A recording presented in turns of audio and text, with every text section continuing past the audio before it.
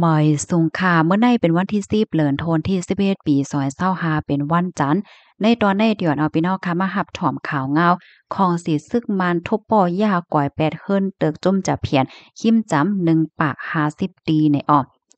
เมื่อวันที่9เดือนธันวาคมที่11ปี2025ในของสีซึกมันไหลออกมาเปิ้นข่าวลาดว่าเจอเขานั่นไหลย่าลูกก๋วยเฮิรนตึกในขณะขิมจำ1ปาก50หลังในค่ะ ลองในกอเป็นม้าไหว้หลังเสของเสซึ่งมันเขาเคียงเคียงเขากดทัดเพียวม่วยจุ่มหยอกเหรียญตั้งอ่อนร้ายอำนั้นก็ที่ห้องว่าจุ่มจับเพียนเนาะปื้นตีดีในกอแต่ว่าเป็นปื้นตีใหญ่ตีหนึ่งอันมีตั้งปอตอนเรียนลิ้นในค่ะอ้อปื้นตีดีในค่ะนะก็แต่มีโกนมาเหตุการณ์ตั้งนำตั้งหลายเนาะบางก้อในก็ย่าเปิ้นเหรียญเหี่ยวก็มาเฮ็ดบางก้อในก็เต็มใจเต็มข้อสิมาเฮ็ด เมื่อพ้องดีของเสียซึ่งมันเขาทัดในอำว่าได้เป็นปอเล่งลาวปานว่าก้นเหตุการณ์ว่าในก็อ่อนกันเอาโตรอดค่ะเนาะปายกว่าต่างตีต่างตั้งเฮ็ดจังไหนเขาเปิ้นตีในเนี่ยเขาก็มาตั้งเป็นโคงจะเพียนสิหยอกเหรียญก้นต่างตีต่างวันต่างเมืองในเฮ็ดให้ก้นตั้งนำตั้งหลายค่ะเนาะไลเตอร์เคิกเฮซุมเงินจอมในก็อ่านโคเหมือนล้านมันเฮ็ดไหนคะอ้อม มือเลือนทนที่10ตีป่นมานั่นไหนของสิซึกมานเขาในก็แต่เข่งแข็งเขากดท่าดีเข็บภาคคะเนาะอันเป็นศูนย์จับเพียนซื่อเสียงใหญ่ลื่นหลังหบทบหันก้นหยอกเหรียญในหมอก2เหงก่อค่ะแลตา1เหงหาปากปลายในไหนเลียนปลายเขาที่ในเมืองจึงไทยเนี่ยค่ะอ้อเมื่อวันติป่นมาในกาสื่อข่าว The Global New Light of Myanmar นะคะเนาะอันเป็นสื่อของสิซึกมันเขา ไล่ออกมาเปิ้นผ่าวลาดว่าตั้งฝ่ายภูมิปนพรเขาในคบทบหันเฮิรนเติกที่อันเกี่ยวข้องกันตั้งจุ่มหยอกเหรียญตั้งออนไลน์ในตั้งเสียงทั้งหมดมีอยู่1ปาก48หลังค่ะในนั้นก็เตป้าเฮิรนเติกตีลือตีเศร้าก้นเหตุการณ์ว่าว่าเฮ็ดจังเนี้ยเนาะยกโฮงหยาสีจันทน์ป้าจิ๋มโฮงมนต์ซื้อคาราโอเกะไหลจังได๋ค่ะ ใน1ปาก48นั่นในตั้งฝ่ายภูมิพลพรเขาในกอระยะลูกไกวกว่าเย้า1ปากปลาย1หลังเมื่อเหลียวก็ตึกคับเขิงแต่ย่าลูกกวาย8ติอันเลอเจิ้นนั่นเฮ็ดจังไหนอ้อมเกี่ยวกับไปร้องในตั้งฝ่ายสื่อข่าว AFP ค่ะเนาะอันติดตามไปโดยปักตาโดยรองที่ในมคมตัวเมียมาก็ลาดว่าจื้อเขาได้ก็ยังอ่ำไปจ้างยืนยันเลยว่ามันเป็นก่อจ้อมหนังสืออันของเสซึ่งมันเขาเปิ้นผ่ามาอยู่5ก้อยกะว่าก้นในเปิ้นตีได้ก็ลาดว่าเขาได้ยินเสียงหมากที่อัน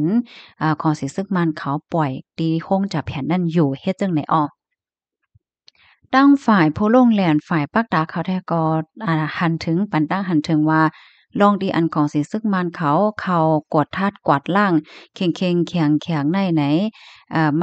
มันเฮ็ดเหมือนจังหนังว่าเป็นรองต้งหนึงเหมือนหนังให้ก้นนอกวันนอกเมืองเขาหันว่าของสิซึกมันเขาในก็กวาดล่างจมจะเพียนนะว่าสังว่าเฮ็ดจังไหนก็เป็นไรเฮ็ดไหนเนาะเหมือนหนังว่าเปิ้นฮ้องว่าจังเฮ็ดแหนให้ต่างวันต่างเมืองด้วยว่ากวาดล้างอยู่นะเฮ็ดจั่งใดเฮ็ดให้อ้อเพราะว่ามาด้วยแขเนี่ยก็ได้เลยว่าเป็นอันอยู่ฝ่ายหลังของสิซึกมานก็ว่าไลเนี่ยเนาะเมื่อเหลียวในแขกเขาก็อำป้อไข่เป้งป้อใจย้อนเพราะว่าอันจุ่มจับเพียนได้ค่ะเนาะหัมมีไว้ดีเมืองคมตุมเมียนมาเสจับเพียนได้ซ้ำเขาซ้ำเหรียญขึ้นก้นเมืองแขเหรียญเมืองเหรียญก้นเมืองแขเนี่ยก็มีเนี่ยค่ะเนาะมีก้นไหลหับพรตุ่มย้อนตั้งนำเฮ็ดจังไหนอ้อ เพราะว่าหวายปอกวาดด้วยเมื่อเลือนทนที่2ที่ป่นมานั่นค่ะตั้งฝ่ายแขเนี่ยก็มีอี้ค่ะเนาะให้เข้งแข็งให้กวดทัดกวาดล่างจงจะแผนไหนเฮ็ดให้เหมือนนั้นในก้นเหตุการณ์ในน้ำถุงยาปล่อยออกมาใน7เหงเกาะเนาะเฮียก็เจอเขาในก็ถุงยาส่งปอขึ้นวานไผเมืองมันตั้งฝ่ายเมืองไทยเนี่ยก็เลยปิกอินเทอร์เน็ตที่เรียนลิ้นว่าสังว่าเจ้านายเฮ็ดไหนออกข้อมูลตอนนี้ค่ะเลยไปมาที่ห้องการข่าว CNA ออกไว้ค่ะ กำในเฮาคามาด้วยเที่ยงตอนหนึ่งค่ะอ้อในก็อิงเหนือของสีซึกมานปล่อยหมากใส่ตีเขภาคเสียวก็เติกเคิกเฮิรนกวนไทยหาหลังเมื่อวันที่9เดือนธันวาคมที่11ปี2025ได้ของสีซึกมานโฮมกันดังตับไปแลนลิ้น PGF ค่ะเอามาปล่อยใส่เคิรนเติกดีในคงจับแผ่นเคภาคดีวานเองจี้เมียงเจอเว้งแมววัดตีนั่นเหี่ยวก็เฮ็ดให้เฮียงเปิ้นฮ้องว่าจังหือเฮียงจักหมากในค่ะนะว่าได้เป็นเฮียงจักหมากในพัดเอาหมากขินหมากทรายปุ้นเลข ว่าหังว่าเฮ็ดจังไหนปิวเข้ามาตีในฝั่งเมืองไทยเหี่ยวก็มาตกใส่เคินก้นหวานตีหิมฮอมหวานแม่กูใหม่ท่าสูงแม่กูอันนี้เนาะเคินอันเตอร์ในมีอยู่5หลังเฮ็ดจังไหนอ้อต้นตาหมากอันของสีซึ่งมันเขาปล่อยในคณะต่อถึงวันที่9เนี่ยก็เป็นกว่าปอกำตี33เย้าจึงในออมในกอ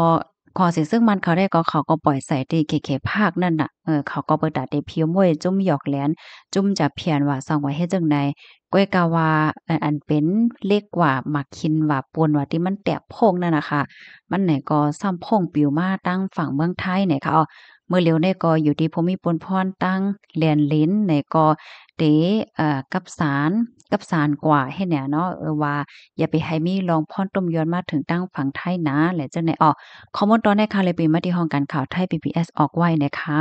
พี่น้องค่ะรับถอมเหย้าหันถึงตึงหือพองเนี่ยค่ะเนาะเพราะว่าเฮาก็มาด้วยอันที่โฮงจับแหเนี่ยค่ะเนาะเขาก็เฮ็ดเป็นเฮิรนเป็นตึกเป็นตึกเป็นตึกเป็นลังเป็นลังลงไว้ในลองได้ในก้นตั้งนำเปิ้นก็ทัดหันว่ามันไวน่ะนะเนาะ แหน่เพราะว่าเฮาค้ามาด้วยในปื้นตีในขณะพี่น้องค่ะมันเหมือนเจิงว่าเป็นปอกอ่อนเป็นวานอ่อนให้แหน่เนาะขึ้นเป็นล่างเป็นตึกเป็นตึกเฮยอก็หัมมีสายแม่น้ำอ่อนไหลลาดเฮว่าหางว่าเฮ็ดจังแหน่เนี่ยเนาะค่ะเมื่อเหลียวในได้ก็เปิ้นแข็งๆกดทัดเนาะอำเมื่อเหลียวในตั้งแต่เมื่อเลินทนที่10ที่ป่นมาค่ะเนาะไหว้หลังเสหลวงปอเจิงอิ้งก็เลยว่าไม่ได้การว่าไหนเปิ้นก็มีอี้ค่ะเนาะเกี่ยวกับโดยรองจุ่มจับแผนว่าซังว่าเฮ็ดจังได ไว้มาเฮาค่ะก็ได้หันหลายๆเมืองค่ะเนาะว่าได้เป็นเมืองฮ่องกงว่ายาวก็สิงคโปร์ว่าไต้หวันว่าเฮาว่าเฮ็ดแหน่เนาะเปิ้นเนี่ยก็ยึดโคของเงินอันเป็นโหนาก้นลงจากเพียนเขาแล้วจังเนี้ยอันเกี่ยวข้องดังของ Money Prince Group อันว่าเป็นโหนาโหลงจุ่มจากเพียนว่าสังว่าจังได๋เฮ็ดแหน่เนาะอ๋อค่ะยินจมพี่น้องค่ะกูก็ที่รับถอนปันแห้งค่ะเนาะย้อนให้อยู่เลยกินหวานในรถเพ่กันกูก็กูโก้นเสก้ามไหนค่ะอ้อหมอยทรงค่ะ